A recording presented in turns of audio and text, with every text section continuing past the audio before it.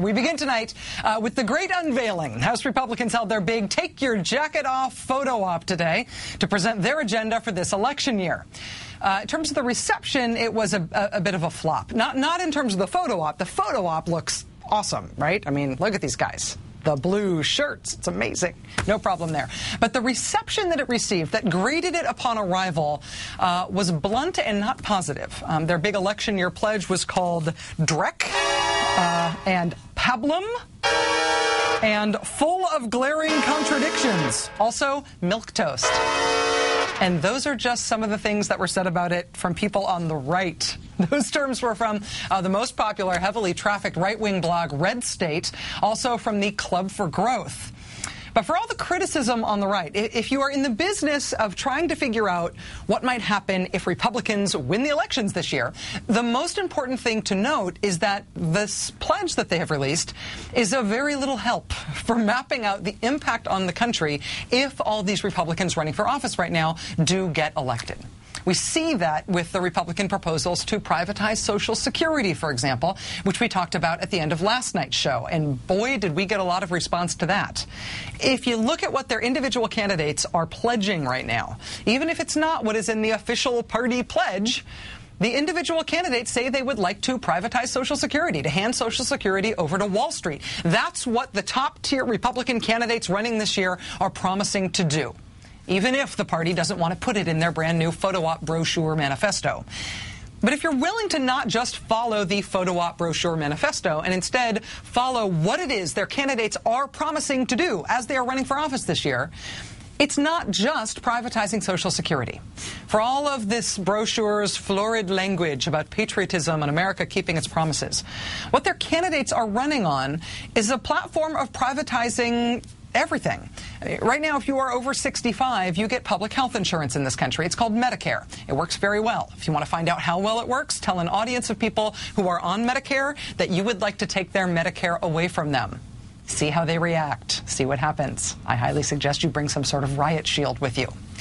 Also, if you are a veteran in this country, you don't just have public health insurance like Medicare recipients do. If you are a veteran in this country, you have publicly provided health care, the same way it's publicly provided care in England, for example. Veterans have nationalized health care in this country. For all the scariness of that term, that's what we do for veterans. And that's what we have done for veterans for generations as a way of making sure that we keep our promise to the people who fight for this country.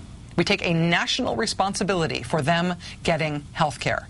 We fulfill that responsibility through the VA health system, a nationalized system. And no, veterans care is not perfect, but tell this nation's veterans that you want to get rid of VA and see what they tell you. The University of Michigan surveys Americans on their satisfaction with various healthcare systems. They find routinely that veterans rate their experience with VA care above the rest of the U.S. health system. The 2008 survey found that 85% of veterans were satisfied with their VA care, compared with 77% of people treated in private hospitals. And that's fairly typical. A study in the New England Journal of Medicine compared veterans' health care to Medicare, which itself is highly regarded. The New England Journal of Medicine study found that on 11 measures of quality, veterans' facilities proved to be significantly better than Medicare. The National Committee for Quality Assurance ranks healthcare plans. Who do they rank number one? They rank number one as the VA. Like Social Security, like Medicare, you want to find out whether or not VA care works? Go tell the nation's veterans that you want to take the VA away. Go talk to the veterans organizations. See what they think of privatizing veterans' care and ending the VA.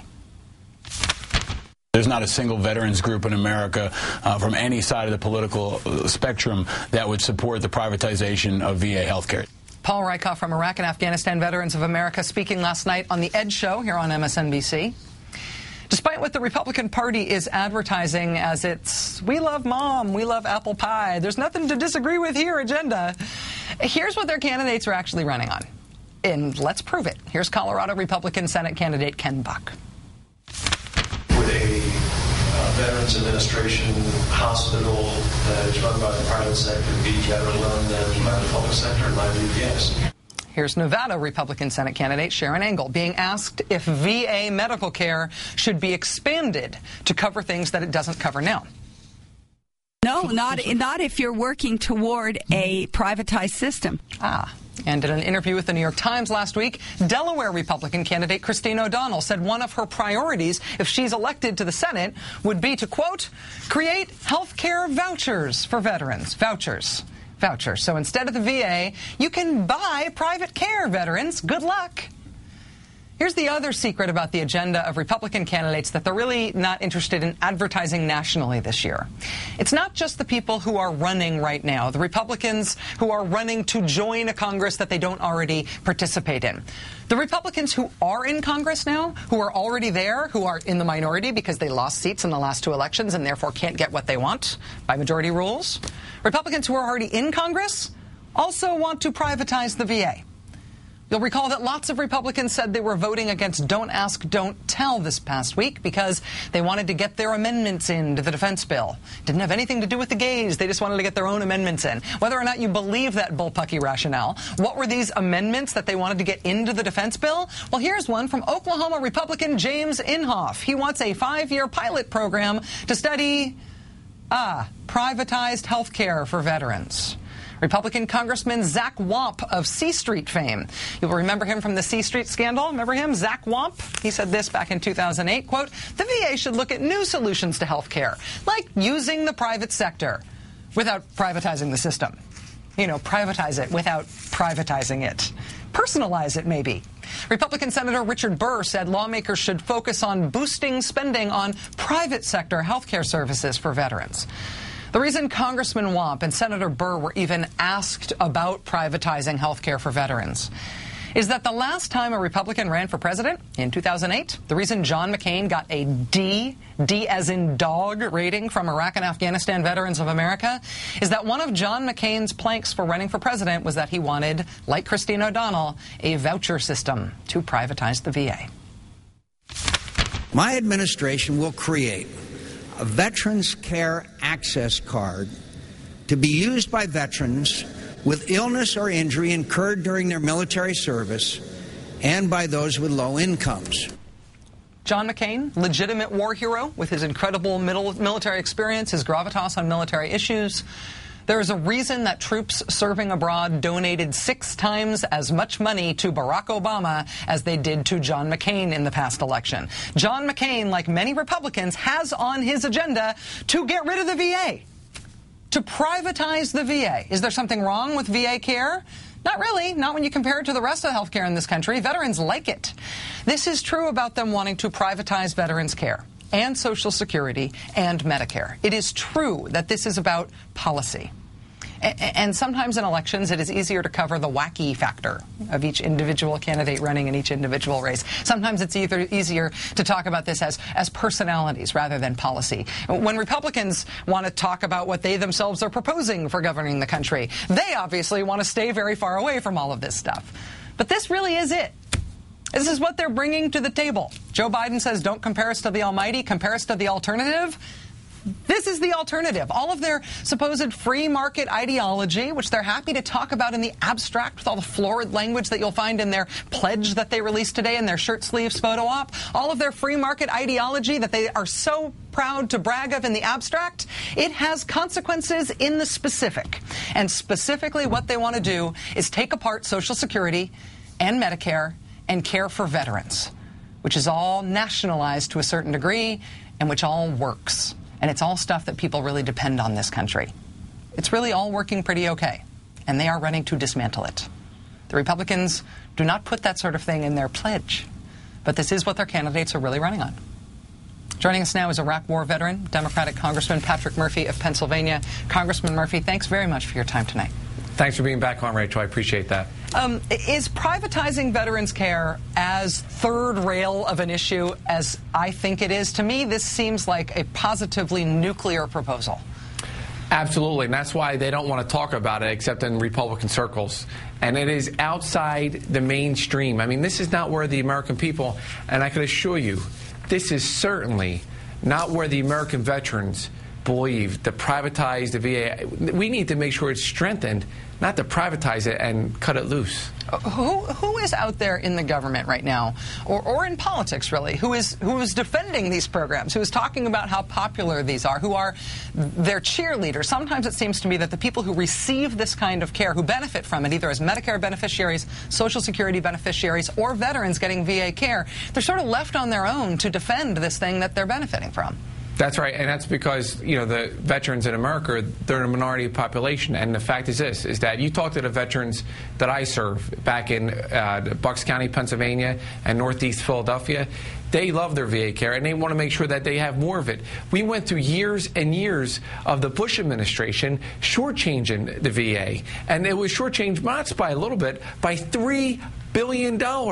We now get a Democratic president and Democratic Congress, and we have increased the VA funding at the largest level ever to make sure that we take care of these heroes, especially the ones that are coming back from Iraq and Afghanistan. And to see the Republican Party try to privatize it and get rid of it is absolutely insane. Do you agree with what I see as the big picture thing going on here, that Republicans are essentially this year trying to run on the abstract idea of free market ideology, but they're really running away from what the specifics of that mean? They're really not willing to spell out what that translates to in terms of specific policies. Absolutely. You know, when I won a very close race in 2006, Rachel, I'm the second Democrat ever to hold my seat. I talked not just why the guy, my incumbent, who, by the way, I'm going against again, why he should be fired. I talked about why I should be hired. I talked about the timeline in Iraq so we can bring our troops home, which President Obama implemented, by the way. I talked about how we need to bring jobs here, make things in America, and not outsource jobs, unlike my opponent when he was when it was Republicans in the House, the Senate, and the White House, when they outsourced jobs and extended bad NAFTA-style trade deals to Central America and to the Middle East. But this is their agenda. They don't want to exactly talk in the specifics, because let me tell you what the specifics are, Rachel. They are to privatize the VA. They are to privatize Social Security and put it in Wall Street and put it and make sure you put that money, take it out of Social Security, put it in Wall Street. And what would have happened 2 years ago? The seniors would have been devastated. Congressman Murphy, you're in such a difficult district, as you explained, difficult district for a Democrat. You're in a tough race this year right now. The national conversation right now among Democrats is how they can close that enthusiasm gap, how they can get Democratic voters to be as enthusiastic and as likely to turn out on Election Day as the conservative voters who are so motivated this year. What's your specific approach in your district to try to make that happen? How are you trying to get out the vote? Sure. My race and the races across this country are about a contrast. You know, if you want to privatize Social Security, I'm not your guy. If you want to protect it, I am your guy. And by the way, with Medicare, we extended an additional 12 years and closed the donut hole. How about jobs? If you want to lose another 8 million jobs, which we did under the Bush administration, and by the way, the majority of his years he had a Republican House, Republican Senate, and Republican White House, and they extended NAFTA to Central America, and we lost manufacturing jobs, I'm not your guy. But if you want to make things in America again, I am your guy. If you want to go fight unnecessary wars, and, you know, I was proud to serve in Iraq, but let's face it, the Iraq war was a diversion from our focus where it should have been, and that's Afghanistan. But the Iraq war has cost the American taxpayer $3 trillion. That's $10,000 per person, every man, woman, and child. And guess what? We haven't paid off that $10,000 per person yet. And that's wrong. And we need to make sure when we talk about war fighting, when we talk about the wars going on, we're doing it in the right way, not the wrong way. And I tell you, I hear the cheerleaders about Iran right now and other places. It's like, listen, you know, let's make sure we're doing all our diplomatic efforts before we start another war. But that's what you're hearing from the far right. And I will tell you, Rachel, you know, painting that contrast, showing people what we have done, like in my district. You know, we've helped bring back 3,000 jobs at Bucks County, Pennsylvania, during the worst recession since the Great Depression. For the last 8 months, you know, we have had job growth in the private sector every single month. The last 3 months, by the way, the Bush administration, we were losing 800,000 jobs a month. Now, a lot of folks in Bucks County will say, well, Patrick, let's not talk about the Bush administration. I wish I didn't have to talk about the Bush-Fitzpatrick administration, except they're trying to reheat the same economic policies that got us into this mess to begin with. We need to start making things in our country, not outsource them. Iraq War veteran and Democratic Congressman Patrick Murphy of Pennsylvania. Virginia, giving a little bit of a master class there to Democrats looking at how they're going to run right now in tough districts and in tough races. Congressman Murphy, thanks for joining us. Thanks, Rachel. You're a great American. It's very nice of you to say that.